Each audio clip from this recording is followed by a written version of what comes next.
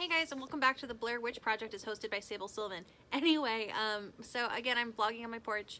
I finally found my selfie stick, so the video today should be a lot more steady, and so you won't be seeing a bunch of cuts from back, like left to right again. But it still might be a little bit shaky because this is a monopod and this isn't like, it's not like a tripod. I also finally have an external light that I'm using, so hopefully the video will be a little better, well, like lit. And I also finally used face primer, so my foundation should also look pretty good, for once. What else? Okay, so yesterday was NaNoWriMo day 3. So to recap, on day 1 I wrote about 20,000 words. On day 2 I really didn't write anything. And on day 3 I wrote 8,068 words. It should be up here, 8,068 words. What did I mostly write? I finished up pretty much every single scene in the Cinderella hoedown except for the sex scene part, and that's pretty much it. I realized I had some inconsistencies in the book, and I made notes of those inconsistencies that I remembered so that I could edit them later. What else did I do? I talked to my editor yesterday about editing schedules, and yeah, I got a lot of work done on the book. It is day 4 right now as I'm filming this, which is why anything I say about day 3, which this vlog is about, it takes place yesterday. What else has happened? I have a new poll in the reader group regarding whether or not you find eating ass to be actually like something you'd want to read about in romance novels or not. And I also have that poll posted on my regular Facebook. It is a straw poll. So what a straw poll is it's like a regular Facebook poll, except for it's anonymous and it's not connected to Facebook. I've set it so you can select multiple options on this poll. You can only answer the poll once, and the poll should be pretty, has every option people would want, I think, for the purposes of this survey. Anyway, what else? So I should be done with the Cinderella hoedown tonight, and then what I want to do is finish up Mountain Bear Buns, because I have not worked on that for NaNoWriMo at all yet. Once I finish those books up, I want to send those to my editor. So I have a goal tonight of I think it's about 9 p.m. right now. I have the goal tonight of finishing Cinderella hoedown for sure. I would like to get started on Mountain Bear Buns, and I would like to do the editing for the Cinderella hoedown and Mountain Bear Buns all in one day. So I will be taking a day, I wouldn't say off, but I'll be dedicating a day to editing, and I'd be surprised if I ended up doing anything but editing on that day. And then once my edits are done, I'm going to send them to my editor, and then my editor will send them back to me, and I will be able to send stuff directly to the ARC team. So I used to use an alpha team, which is it's like a beta reader team, and the alpha team would basically look at the books before the ARC team read them, and then they would tell me about any mistakes they saw. So the process was, I write a book, I edit the book, I send the book to the alpha team. The alpha team sends me their notes, I integrate those notes into a draft that goes to the ARC team. The ARC team reads that draft and tells me if there's anything left that they found was wrong, and if there's nothing they found wrong, or if there's very little and like it's fixable, it's not major plot stuff or anything like that, like they hated the book, then I release the book to Amazon. There shouldn't be any major plot issues. I've never had to not release an ARC to the public. There's never been a book that goes to an ARC group that ends up not showing up on Amazon, is I guess what I mean.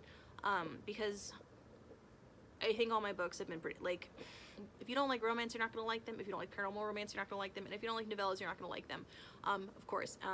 But my readers seem to really like them. That's why I have an average of at least 4-star reviews on most of my books. I think most of my books tend to be over 4.5 stars. Some are even 4.8 stars. And this is for hundreds of reviews.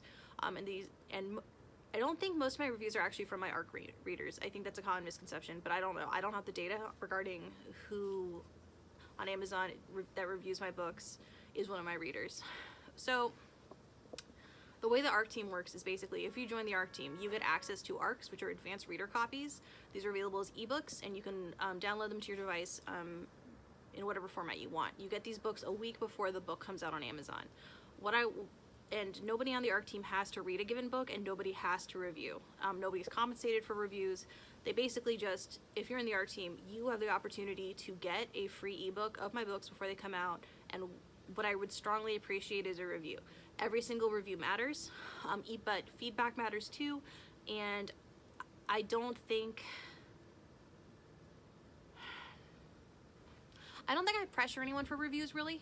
I guess that would really be up to my ARC team to decide, but I try to make sure that everything's really, really low pressure, and that people know that, you know, if life comes up and they can't review, or they just don't want to review a book, that's totally cool and that's up to them. I know that a lot more authors have a far stricter review policy. Like, they insist that their ARC team reviews every single book that they put out in order to be considered, or that they require any ARC team member to guarantee review. But I try to keep this really, really simple because I really don't like to micromanage the ARC team. And that's why my ARC team is, I think, so big. And why I've been able to maintain them for so long, is I let them do their thing. But I also know that I probably don't interact with my fans enough, and I also don't interact with my ARC team enough, which is part of why I'm doing these vlogs, is to provide another level of interaction. So if there's any sort of content you want to see me do, please, of course, comment on YouTube, because that means I know that people that are specifically watching the videos on YouTube want to see that content, right? What else? So I definitely want to finish Mountain Bear Buns, and I definitely want to start on finishing Fated Maid's Speed Date before I start on Bear Buns Denver. Bear Buns Denver has taken far too long to write. The series just isn't writing itself, and even the outlines didn't write themselves, and it really annoys me. And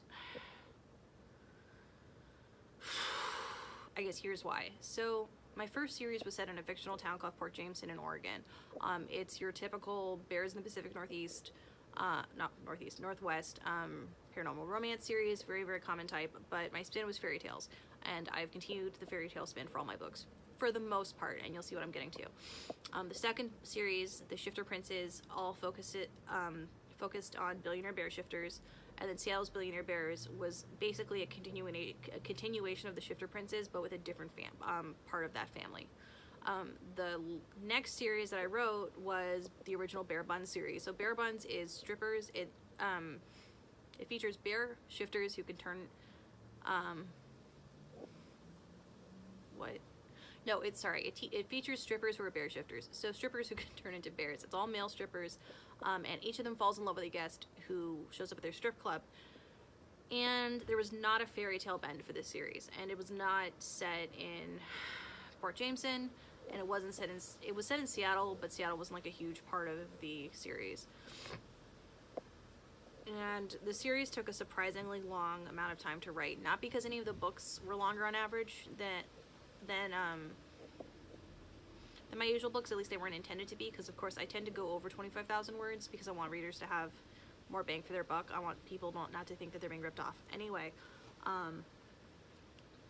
that series just didn't write itself, and it annoys me because it was an idea I was really, really interested in, and it had to do with a unique part of my paranormal world, and it just, usually the books write themselves. The characters drive the story, and it makes it really easy for me to write the book. That's what I mean by a book writing itself. It means that all I have to do is really sit at the keyboard and the book just comes out.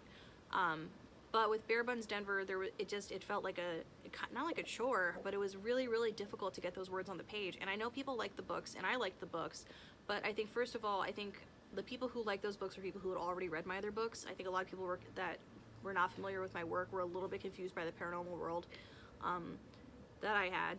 And I think number two, it's a case of writing what you know. So I'm not from Seattle, which is where Bear Buns was set. And I'm also not from Denver, which is where Bear Buns Denver is set. I don't go to male strip clubs. I don't go to any kind of strip club, actually, and it's not because of any moralistic reason. It's because I don't have like the money to do that, because I feel like it would be really rude to go to a strip club and not make it rain, because like these people are doing their jobs and you can't just watch for free. I know it seems like really flippant, but it's true. And so I think it's a case of me just not writing what I know. Like, I don't know about nightclubs, for instance. I've been to a nightclub, I think, maybe twice, and I think those were for like Halloween style events. I don't think it really counted. I've never like gone out with my friends to a nightclub, basically. And but the thing is, with the books about Port Jameson and the books in The Feminine Mesquite, which are set in Fallador, Texas, another fake town of mine, they're all set in small towns, and they're set in places that have like a really strong community and a focus on small businesses and people's relationships with people that they've known for a very long time, and the sort of small town dynamic. And that's something I get, believe it or not. So I live in Boston, and I've lived in Boston, I guess, full time for now over a year. So I'm not really from Boston, it's just where I live. and I don't really get out and do that much stuff around Boston because I'm working a lot, even when it, like, there's not books coming out. There's a lot of stuff I'm doing behind the scenes, like cover design. So I think I need to just go back to writing what I know. And I did grow up in a small town where small town values were important. And by small town values, I'm not talking about like religion, for instance. What I'm talking about is things like, in a small town, if you're rude to somebody, everyone's going to find out. But also, if you're nice to someone, everyone's also going to find out. People talk. There's more of a focus, I think, on face-to-face interaction. And I think there also tends to be this idea that you support your own. So, like, and I don't, this doesn't sound, it sounds weird, but, like, for instance, like when I grew up on my grandparents' farm, and they would patronize, like, local small businesses over, like, a large, like, chain, right? So, like, a family-owned hardware store might be where they go instead of one of the big brands, or they might go to a family-owned grocery store instead of one of the big brands. And they had a yearly pool party that everyone could go to because that was just something you did, and my grandparents had a giant pool on their farm. So I guess that's the sort of thing I'm used to. Like, I'm used to, I know what, like, the farming life is like. I know what a small town life is like. I don't know what it's like to live in Seattle, and I don't know what it's like to be a stripper, and I don't know what it's like to date a stripper. And so I think what I need to do is just move on from the Bare Buns series for a few reasons. Number one, they're not being written as quickly as they could be. Number two, it's the one series in my brand that doesn't really fit because it doesn't focus on fairy tales. And number three, I just am not writing city books as fast as I'm writing small town books, and I want to put more stories out there. I don't want to be stuck in front of a computer trying to write about something that I don't know.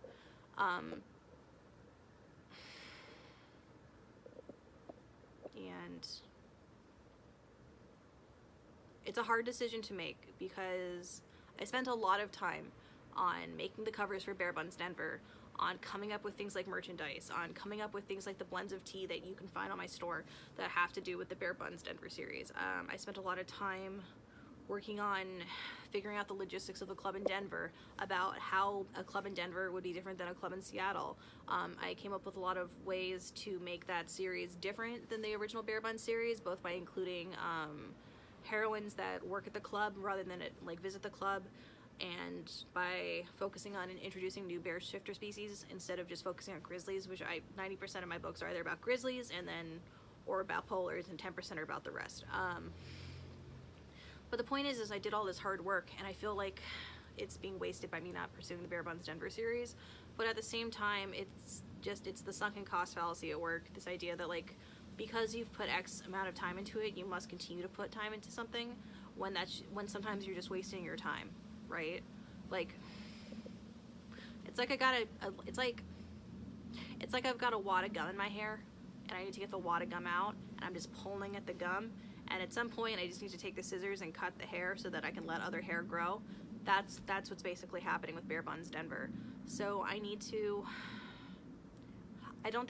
think I will still finish Bare Buns Denver, and I know I'm not following my own advice, but I think what I won't end up doing is writing the spin-offs that I had planned, and I had a lot of spin-offs planned for Bare Buns, including, like, strip clubs that didn't feature bears, including...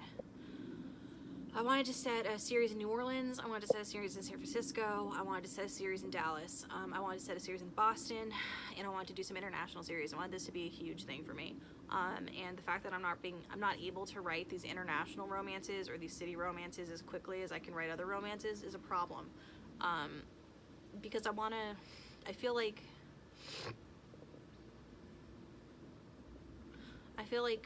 it's not okay there's this idea that it's not okay to give up. But I don't think it's me giving up. I think I'm tired of wasting my time. So yeah, not to end this on a low note, but yeah, so tonight my goal is to finish up the Cinderella Hoedown. I really like this book.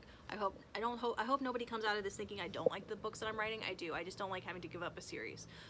So I do hope that I finish up the Cinderella Hoedown tonight. I want to start the Rapunzel Rodeo sometime next week. Ideally as soon as the editing for the Cinderella Hoedown and hopefully the editing for Mountain Bare Buns is done. And I really, really, really can't wait to tell you guys about the next series I'm planning, which is the series that is coming after Fated Maid's speed date. But I can't do a cover reveal for that yet because I don't want you guys getting too hyped yet. So what I will probably end up doing is just, I mean, revealing those as I should. Except for, I guess I'll make an exception. ARC readers, if you were reading this, check the ARC group for a very special preview of the next series of books that comes after Fated Maid's speed date, alright? You can, like, I guess you should be able to find that on the ARC group right now. Anyway, don't forget to subscribe to my channel, don't forget to like this video, and don't forget to check in tomorrow to see what happened on day 4 of NaNoWriMo. Alright, I guess I'll see you guys tomorrow. Bye!